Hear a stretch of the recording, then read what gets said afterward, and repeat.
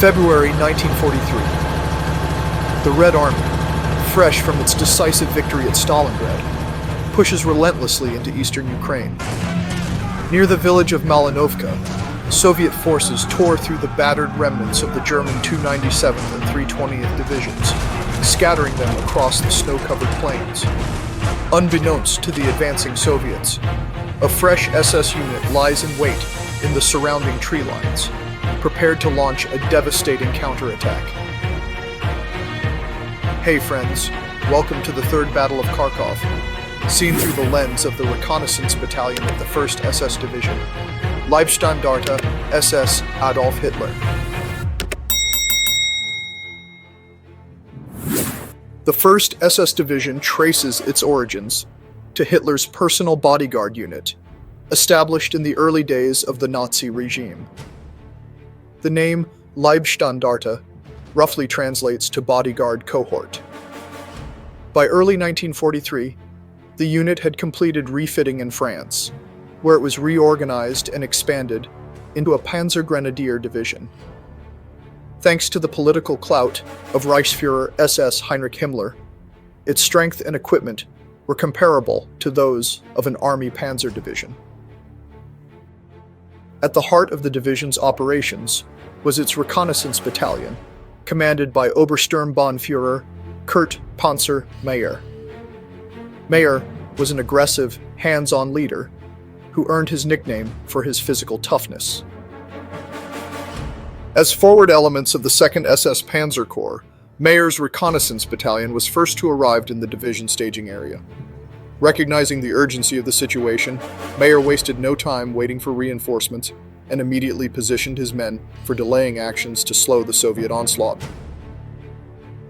Dismounting his mechanized reconnaissance infantry, Meyer concealed them in the tree line alongside armored cars, ensuring they had clear firing lanes. Behind them, he positioned the heavy mortars and assault guns of his heavy reconnaissance company, ready to provide supporting fire. The Red Army advance marched straight into Meyer's kill zone. At the last moment, with the Soviets fully exposed, Meyer gave the order to fire. Machine guns and autocannons from the armored cars tore into the advancing Soviet infantry, cutting them down in a storm of fire. Hidden in prepared positions, assault guns roared to life, their shells smashing into Soviet T-34s at close range. As chaos erupted, heavy mortar fire rained down, severing any chance of retreat. When the smoke cleared, approximately 250 Soviet soldiers lay dead, their bodies scattered among the burning wrecks of T-34s. Meyer's reconnaissance battalion had achieved a devastating victory, suffering only 17 casualties in return.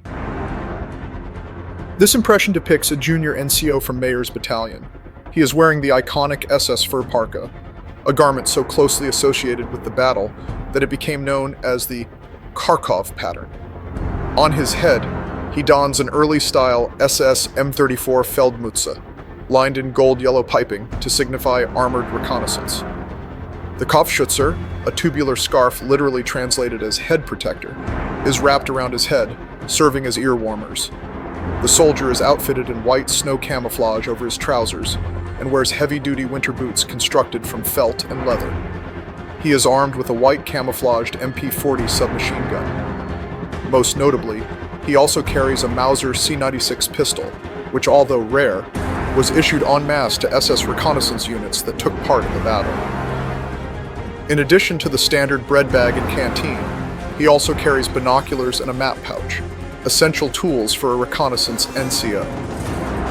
In another pose, the soldier has assembled his Mauser C96 with its stock for long-range engagement.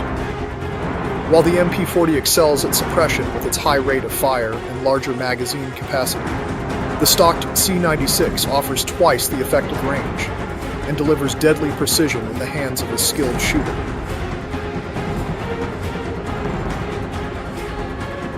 As the battle raged on, Meyer's reconnaissance battalion continued to push the limits of mobile warfare. They carried out deep penetration patrols behind Soviet lines, striking supply routes and command posts before slipping back into the snow-covered countryside. When the German counteroffensive reached Kharkov, these seasoned troops were thrown into brutal house-to-house combat, fighting street by street to reclaim the city. The Third Battle of Kharkov would end in a costly Axis victory, temporarily halting the Soviet advance. But the war had already turned against Germany, and this hard-fought success would only delay the inevitable. Thank you for watching. If you enjoyed this breakdown, be sure to like and subscribe for more historical impressions. Until next time, this is the War Room, signing off.